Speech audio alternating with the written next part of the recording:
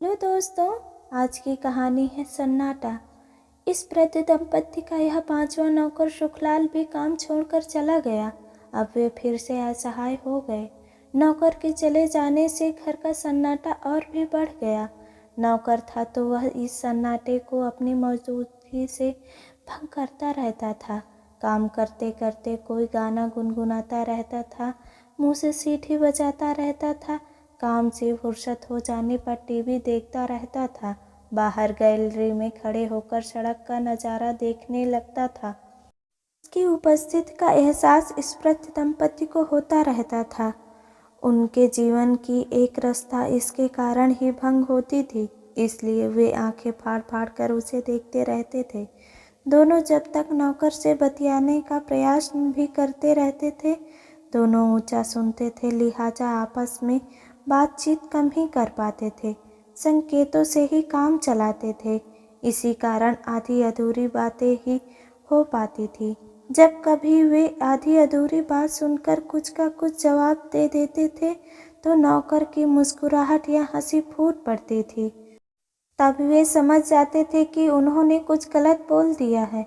उन्हें अपनी गलती पर हंसी आती थी। इस तरह घर के भीतर का सन्नाटा कुछ क्षणों के लिए भंग हो जाता था, मगर अब नौकर के चले जाने से यह क्षण भी दुर्लभ हो गए। बाहर का सन्नाटा बोझिल हो गया। अपनी असहाय स्थिति पर वे दुखी होने लगे। इस दुख ने भीतर के सन्नाटे को और भी बढ़ा दिया। इस नौकर के काम छोड़ने के जो कारण बताए, उससे इनकी व्यथा और भी बढ़ गई। उन्हें अफसोस हुआ कि सुखलाल के लिए इस घर का वातावरण इतना असहनीय हो गया कि वह 17 दिन में ही चला गया। वृद्ध दंपति को अफसोस के साथ साथ आश्चर्य भी हुआ कि मांगी बाई तो इस माहौल में 7-8 साल तक बनी रही। उसने तो कभी कोई शिकायत नहीं की। वह तो इस माहौल का एक तरह से अंग बन गई थी। इस छोकरे सुखलाल का ही यहाँ दम घुटने लगा।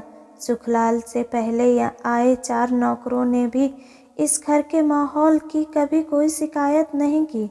वे अन्य कारणों से काम छोड़कर चले गए।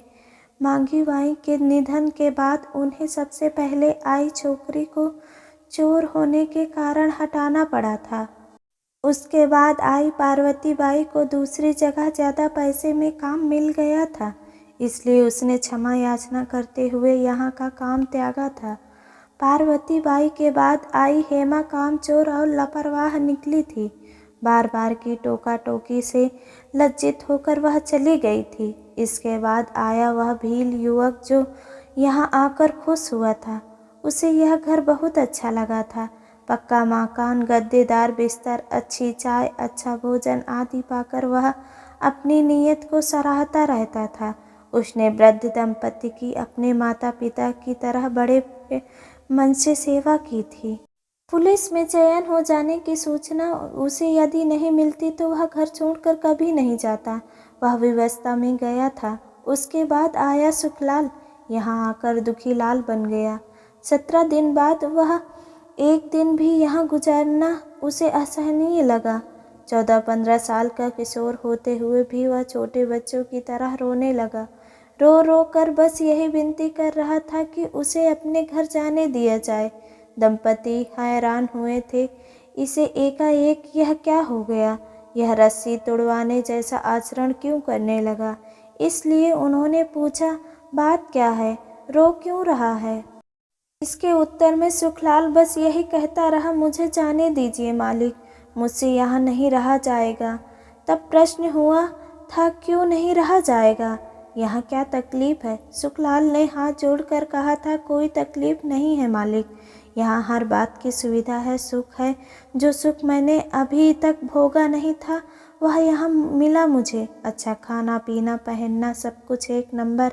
चमचम चमकता मकान, गद्देदार पलंग और सोफे, रंगीन टीवी, फुहारे से नहाने का मज़ा, ऐसा सुख जो मेरी 7 पीढ़ियों ने भी नहीं भोगा वह मैंने भोगा। तकलीफ का नाम नहीं मालिक। तो फिर तुझसे यहाँ रहा क्यों नहीं जा रहा है? यहाँ से भाग क्यों रहा है? मन नहीं लगता यहाँ? क्यों नहीं लगता है? घर की याद सताती है। मैं अपने परिवार से कभी दूर रहा नहीं, इसलिए मन को मार सुखलाल वृद्ध दंपत्ति के समझाने की पूरी कोशिश की थी। यह मेरे वश की बात नहीं है मालकिन, तो फिर किसके वश की है? इस प्रश्न का उत्तर सुखलाल दे ना पाया था। एकटक उन्हें देखता रहा था। जब इस बारे में उसे और कुरेदा गया था तो वह फिर रोने लगा था। रोते रोते ही विनती करने लगा था, आप तो मुझे बस जाने दीजिए, अपने मन की बात मैं नहीं समझा पा रहा हूँ। वृद्ध दंपत्ति ने इस तिरह में तंग आकर कह दिया था, तो जा, तुझे हमने बांध कर थोड़े ही रखा है। सुखलाल ने अपने आंसू पोंछते हुए कहा था, जाऊं, आपकी इजाज़त है? हाँ सुखलाल, हाँ, हम तुझे यहाँ रहने के लिए मजबूर तो नहीं कर सकते हैं। सुखलाल का चेहरा खिल उठा। वह अपना सामान समेटने लगा था। इस बीच वृद्ध दंपत्ति ने उसका हिसाब कर दिया था।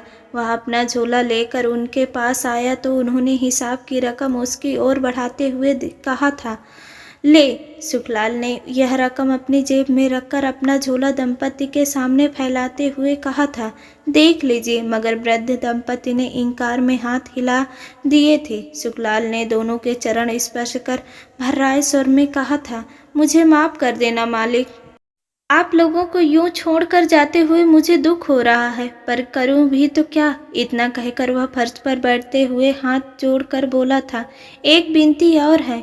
क्या? बोलो। बड़े साहब से मेरी शिकायत मत करिएगा, वरना मेरे माँ बाप आदि की नौकरी खतरे में पड़ जाएगी।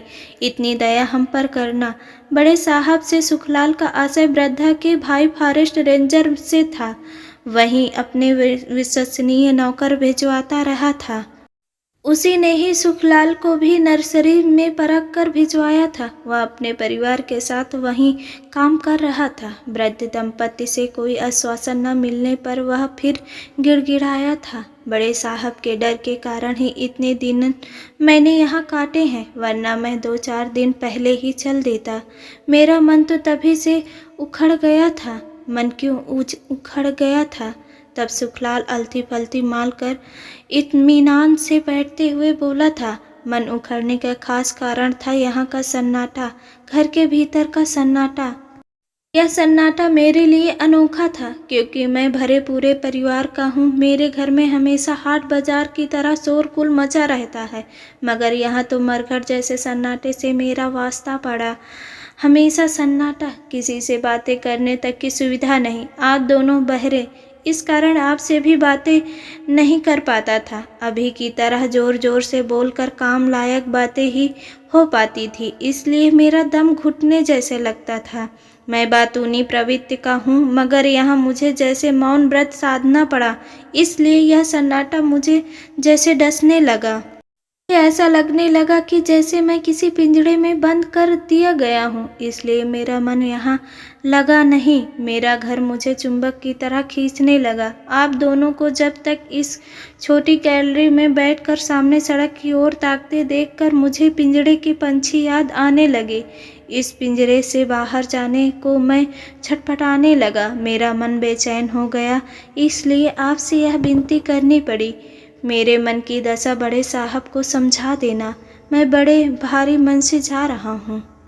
छोटे मुंह बड़ी बातें सुनकर वृद्ध दंपत्ति चकित थे। उन्हें आश्चर्य हुआ था कि साधारण दुबले पतले इस किशोर की मूछें अभी उगी रही हैं, मगर इसने उनकी व्यथा को मात्र 17 दिन में ही समझ लिया।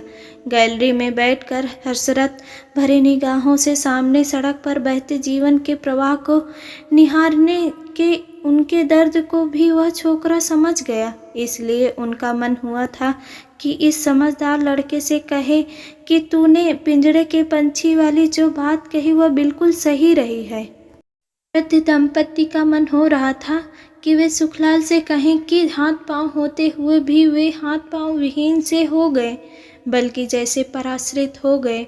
पैजामे का नाड़ा बांधना, कमीज के बटन लगाना खोलना, शीशी का ढक्कन खोलना, पैंट की बेल्ट कसना, अखबार के पन्ने पलटना, सेव करना, नाखून काटना, नहाना, पीठ पर साबुन मलना जैसे साधारण काम भी उनके लिए कठिन हो गए। घूमना फिरना दूभर हो गया। हाथ पांव के कंपन ने उन्हें लाचार कर दिया। एकदम चलना भी मुश्किल हो गया। फीकी चाय परहेजी खाना लेना पड़ गया। खाने पीने की शौकीन को इन वर्जनाओं से जीना पड़ रहा है। फिर भी जब तक ब्लड में शुगर की मात्रा बढ़ ही जाती है तो मौत सिर पर मंडराती सी लगती है। पर कटे पंछी जैसी हो गई है वह। पिंजरे के पंछी पिंजरे में पंख तो फड़फड़ा लेते हैं, मगर उसमें तो इतनी क्षमता भी नहीं रही। मगर दोनों ने अपने मन का यह गुब्बार सुखलाल को नहीं बताया। वे मन की बात मन में ही दबाए रहे। सुखलाल से तो वह इतना ही कह पाए कि हम रेंजर साहब से तुम्हारी शिकायत नहीं करेंगे, बल्कि तुम्हारी सिफारिश करेंगे। तुम निश्चिंत होकर जाओ। हम उनसे कहेंगे कि तुम्हें आगे पढ़ाया जाए। सुखलाल की बाहें खिल उठी थी। वह खुशी से झूमता हुआ चल पड़ा था। जाते जाते उसने वृद्ध दंपत्ति के चरण स्पर्श किए थे। बाहर सड़क पर से उसने गैलरी में आकर खड़े हुए दंपत्ति को टाटा किया था। उन्होंने भी टाटा का जवाब हाथ हिलाकर टाटा में दिया था। वे आंखें फाड़ फाड़ कर दूर जाते हुए सुखलाल को देखते रहे।